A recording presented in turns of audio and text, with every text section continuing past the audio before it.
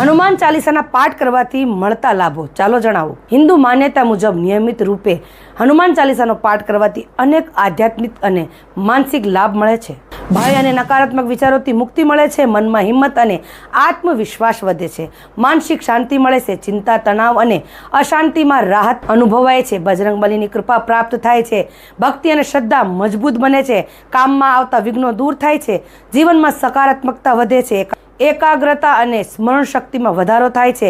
વિદ્યાર્થીઓ માટે પણ લાભદાયક માનવામાં આવે છે। હનુમાન દાદાની નિયમિત સાધનાથી આત્મવિશ્વાસ, આત્મબળ વધે છે, મુશ્કેલો પરિસ્થિતિઓમાં સામનો કરવાની શક્તિ મળે છે, ઘરમાં સકારાત્મક વાતાવરણ રહે છે, પરિવારના સભ્યો વચ્ચે સુમેળ વધે છે। ખાસ કરીને મંગળવાર અને શનિવારે શ્રદ્ધાપૂર્વક હનુમાનજીની પૂજા સાથે હનુમાન ચાલીસાનો પાઠ કરો એ બહુ જ શુભ માનવામાં આવે છે। તમારા જીવનને સકારાત્મકતાથી લઈને ભક્તિના માર્ગમાં લઈને જાય છે। તો તમે પણ હનુમાન દાદાના સાચા ભક્ત છો તો આ વિડીયોને શેર કરવાનું ભૂલતા નહીં અને અંતમાં જય હનુમાન દાદા જરૂર લખજો।